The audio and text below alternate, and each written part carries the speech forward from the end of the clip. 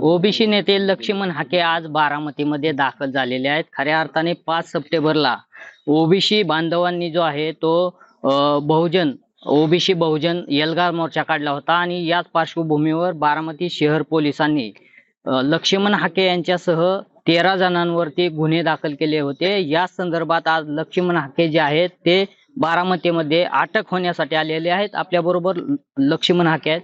Sir, आज खऱ्या अर्थाने तुमच्यावर गुन्हे दाखल झाले, तुम्ही बारामतीमध्ये दाखल झालात, काय सांगा? आम्ही बारामतीच्या जेलमध्ये बसू आणि जेलमधून ओबीसीची लढाई लढू. काय आमच्या पोलीस बांधवांचं काय म्हणणं आहे? आम्हालाच का बाबा एवढं, आमच्यावरच काय एवढं तुमचं प्रेम होतो चाललंय?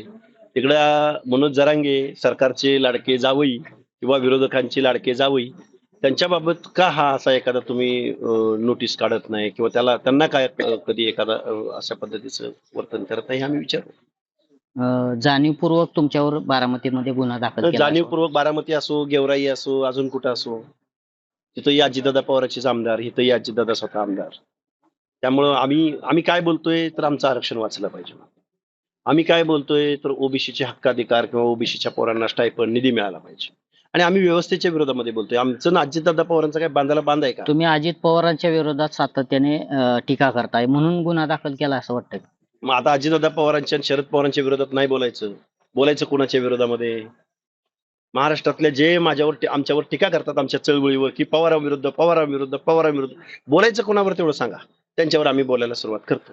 अरे ज्यांनी सत्तेमध्ये बसले वर्षानुवर्ष पिढ्यानपिढ्या, जे कुटुंबाच्या बाहेर महत्वाची पदं जाऊ देत नाही, त्या माणसावर सत्ता, आणि ज्यांनी आमच्या 4 पिढ्यांचं शोषण केलंय, आम्हाला रॉ मटेरियल म्हणून बघितलं, आम्हाला मतदार म्हणून बघितलं, आमच्याच मतावर निवडून जातात आणि आमचं आरक्षण घालवतात.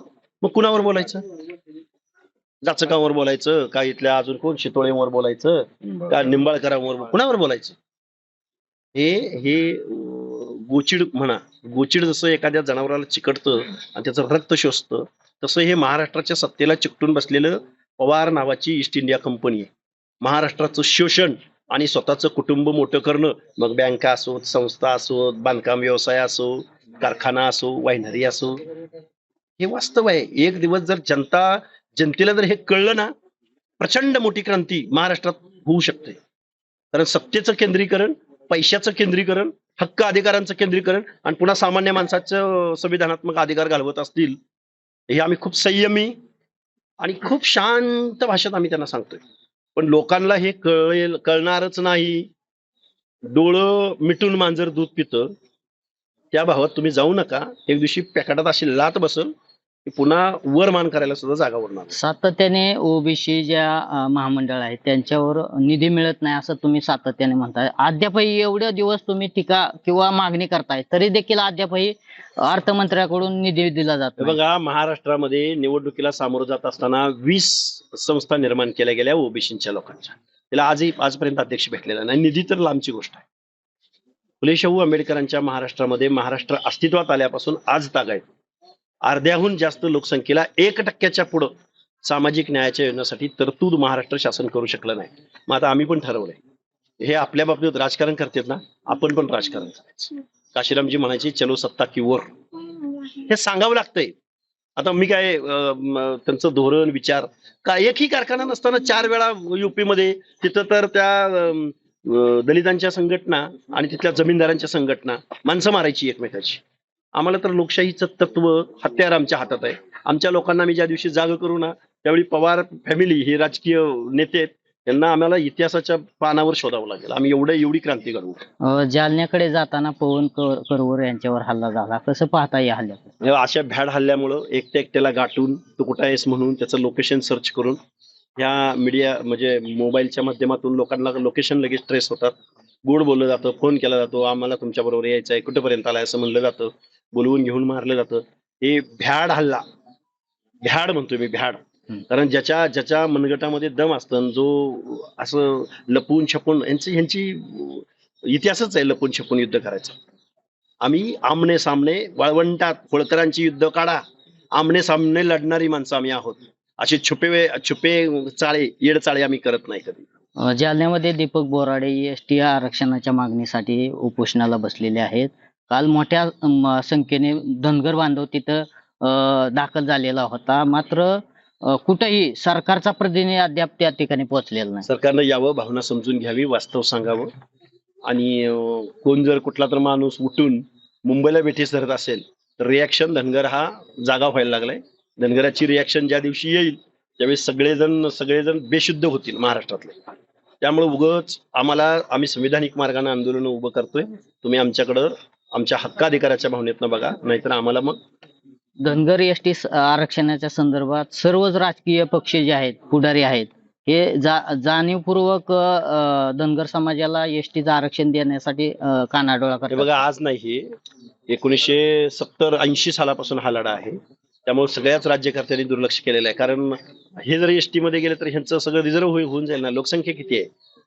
लोकसंख्येच्या प्रपोर्शन प्रमाणे सगळ्या तालुके रिझर्व होतील. आणि मग हे कुठं जातील?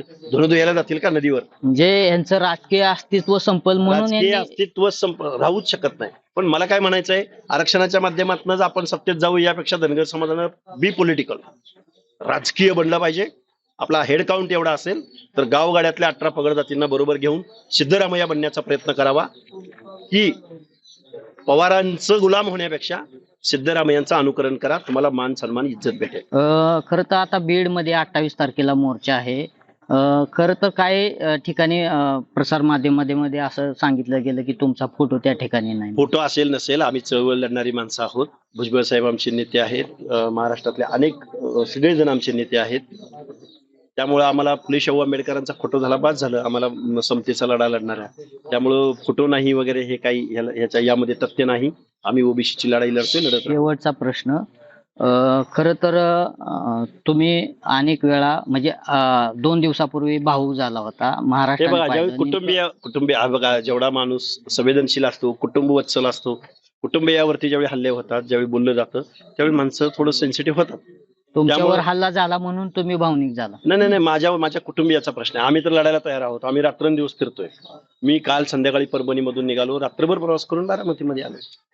त्यामुळे आमच्यावर हल्ले अपेक्षित आहेत, पण कुटुंबियावरती जाणं. कोण हल्ला करताय असं वाटतं? अरे हे काय, आता सगळे ठरलेलेच आहेत ना. आता प्रत्येकाची नावं सांगत बसायची काय आवश्यकता नाही. तर नक्कीच हे होते ओबीसी नेते लक्ष्मण हाके. आता बारामती शहर पोलीस ठाण्यामध्ये ते जाणार आहेत आणि स्वतःला अटक करून घेणार आहेत आणि जेलमध्ये ते ओबीसीचा लढा जो आहे तो लढणार असल्याचं ओबीसी नेते लक्ष्मण हाके यांनी सांगितलेलं आहे. नवनाथ बोरकर, जय महाराष्ट्र न्यूज, बारामती.